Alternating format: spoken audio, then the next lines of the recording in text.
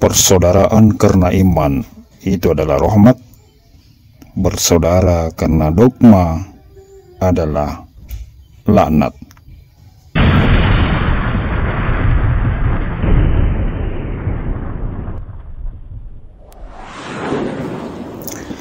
Bismillahirrahmanirrahim. Assalamualaikum warahmatullahi wabarakatuh. Jumpa kembali dengan channel Hairil Anas TV, meluncur dari kota Makassar, Sulawesi Selatan, Indonesia. Terus berusaha mengingatkan, mencerahkan, sekaligus menyampaikan kabar gembira bagi orang-orang yang berani berhijrah. Sahabat Hairil Anas TV, Islam adalah agama yang tidak hanya mengajak pada keselamatan hidup di dunia hingga akhirat, tetapi juga memberikan kehangatan serta keakraban dalam persaudaraan. Persaudaraan dalam Islam diperkuat dengan keimanan kepada Allah yang menumbuhkan sikap setia kawan dan solidaritas yang tinggi. Kehangatan persaudaraan dalam Islam inilah yang disebut ukhuwah Islamiyah. Ar-Rakib dalam Mufradat Al-Fazil Quran menjelaskan kata ukhuwah berasal dari kata akhun yang mengandung makna berserikat antara dua orang atau lebih, baik karena pertalian darah atau karena persusuan. Sedangkan Hasan Al-Banna menyebutkan ukhuwah berarti sebuah keadaan yang menjadikan hati dan jiwa-jiwa merasa saling terikat oleh sebuah akidah.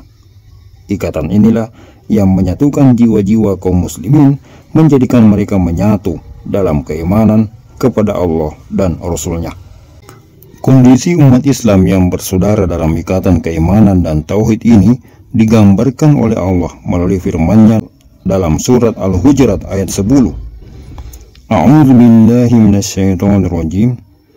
Innamal mu'minuna ikhwatun fa aslihu baina akhawaykum wattaqullaha la'allakum turhamun. Artinya, sesungguhnya orang-orang mukmin itu bersaudara.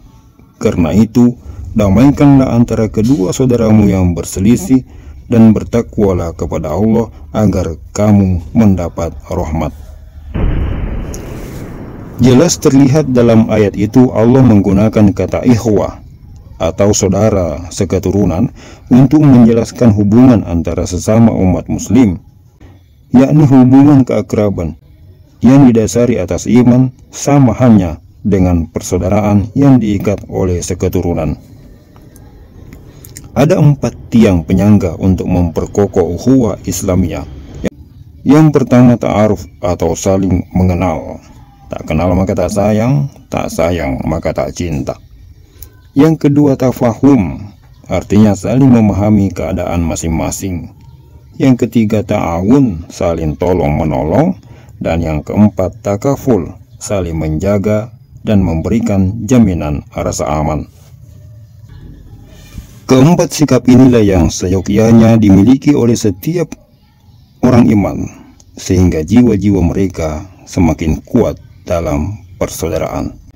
Dan inilah perbedaan antara persaudaraan yang diikat dengan keimanan dengan persaudaraan yang diikat dengan doktrin, sebagaimana persaudaraan yang ada di dalam Islam Jamaah, sebuah kelompok sempalan yang meskipun telah dibekukan dan dibubarkan pemerintah sejak 1971 lalu, namun pemahaman dan penyebaran ajarannya tetap berlangsung hingga kini, yang dilaksanakan secara sembunyi-sembunyi dan terselubung, berlindung di balik ormas LDII. Kelompok Islam Jamaah menyuntikkan doktrin dalam jiwa-jiwa para pengikutnya bahwa hanya kelompok mereka saja yang benar, hanya golongan mereka saja yang Islamnya paling benar dan murni, sementara yang lain salah semua. Para saudara jamaah, kita di dalam jamaah dinasihati supaya tetap menetapi Quran hadis jamaah. Itulah jalan tunggal untuk masuk surga selamat dan neraka. Selama orang itu belum bisa meyakinkan bahwa Quran hadis jamaah adalah jalan tunggal, nah itu belum ada kepahaman. Itu masih bisa terpengaruh, mempunyai kepahaman yang lain, apalagi oh jamaah surga, oh lain jamaah juga bisa lah, itu berarti masih gelambiar, masih belum dikatakan paham jamaah.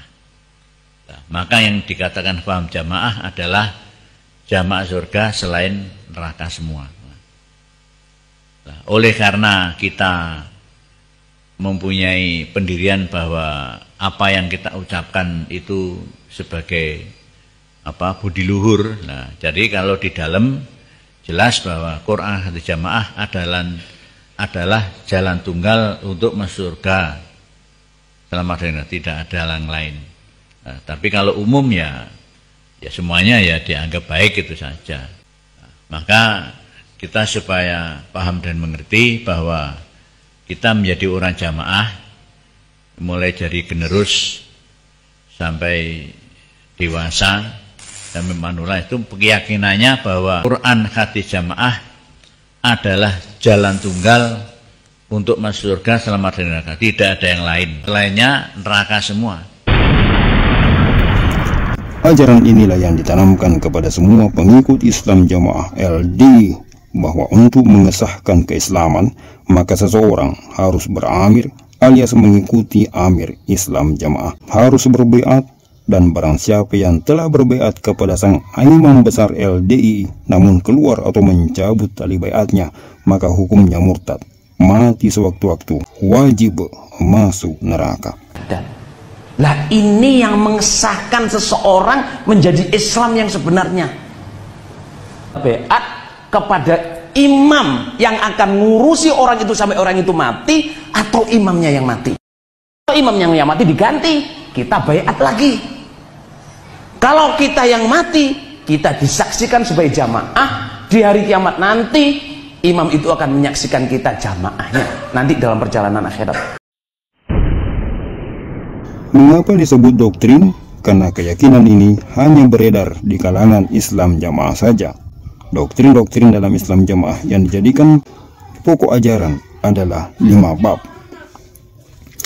Mereka kemudian merasa bersaudara berdasarkan atas doktrin itu, dimanapun mereka berada, kapanpun mereka berjumpa, dan bagaimanapun keadaannya, langsung merasa sebagai saudara bila sama-sama memiliki kepahaman jamaah atas dasar 5 bab.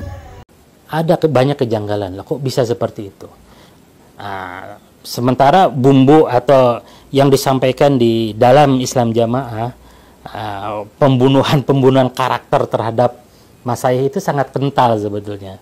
Nah, sementara kita ini yang cukup intens berhubungan dengan Masyayikh itu tidak mendapati apa yang diberitakan di kepengurusan Islam Jamaah. Ketika seseorang tidak paham 5 bab, maka dia dianggap bukan saudara iman. Orang yang mengingkari 5 bab dianggap murtad. Dan dari ajaran itulah kemudian melahirkan fenomena bolo kono opo bolo kini dalam kalangan LDII untuk menegaskan batas antara yang LDII dan non-LDII, menunjukkan sikap kelompok Islam Jamaah yang menolak untuk berjamaah dan lebih memilih berkelompok secara sempalan atau berfirqoh. Dan anehnya, pecahan mereka yang sesungguhnya merupakan pecahan yang teramat kecil dari Jamaatul Muslimin, itulah yang mereka klaim sebagai jamaah kaum muslimin yang dijamin masuk surga. Dan yang dijadikan sebagai alat penjamin untuk masuk surga adalah baiat kepada sang amir. Baiat kepada sang amir Islam Jamaah kedudukannya lebih tinggi daripada syahadat yang berisikan kalimat tauhid. Syahadat dan baiat itu sesuatu yang nggak bisa dipisahin sejak zaman Nabi masih hidup. Orang datang ke Nabi nggak cukup syahadat, harus dengan apa? Baiat. Di dalam baiat harus ada ucapan syahadat. Lah ini yang mengesahkan seseorang menjadi Islam yang sebenarnya. Berucap syahadat di dalam baiat kepada imam yang akan ngurusi orang itu sampai orang itu mati, atau imamnya yang mati. Padahal Rasulullah Shallallahu Alaihi Wasallam dengan tegas bersabda, iman itu terdiri dari banyak cabang. Cabang tertinggi adalah ucapan syahadat la ilaha illallah. Dan cabang yang terendah adalah menyingkirkan gangguan dari jalan, dan rasa malu adalah bagian daripada iman. Al-imanu bid'un wa sab'una syu'bah. Iman itu 79 sekian cabang. A'laha, yang paling tinggi, la ilaha illallah. Yang paling rendah, membuang yang mengganggu dari jalan. Semua yang mengganggu, batu, duri, segala macam, campakkan. Imatatul adha 'anit tariq, menghilangkan. Artinya apa? La tahqiranna minal ma'rufi syai'a. Jangan kau sepelekan perbuatan kecil, walaupun menghilangkan yang di jalan mengganggu. Begitulah iman. Makna 70 sekian cabang itu bukan angka nominal, artinya banyak. Karena orang Arab biasa kalau nyebut banyak 7 sekian, 70 sekian. Umatku akan terpecah menjadi 73, maksudnya pecah banyak. Begitu juga dengan cabang iman adalah 70 sekian, artinya iman ini banyak cabang-cabangnya. Amal-amal iman, karena iman menurut Ahlussunnah wal Jamaah 3. At-tasdiqu bil qalbi, dibenarkan hati. Al-iqraru bil lisan, dinyatakan dengan lidah. Wal amalu bil arkan, dilaksanakan dengan anggota tubuh. Namun di kalangan Jokam Islam Jamaah LDI, syahadat belum dianggap sah bila belum berbaiat kepada Bapak Imam, yang membuktikan bahwa baiat kepada Bapak Imam kedudukannya lebih tinggi daripada syahadat. Sungguh bentuk tindakan kurang ajar sekaligus kurang ilmu yang nyata. Sebuah sikap kurang ajar yang dilakukan kepada Allah dan Rasulnya, namun dijadikan jaminan untuk memasuki surga. Surganya siapa? Semoga Allah memberi taufik kepada mereka dan kepada kita semua. Sekian celotehan. Assalamualaikum warahmatullahi wabarakatuh.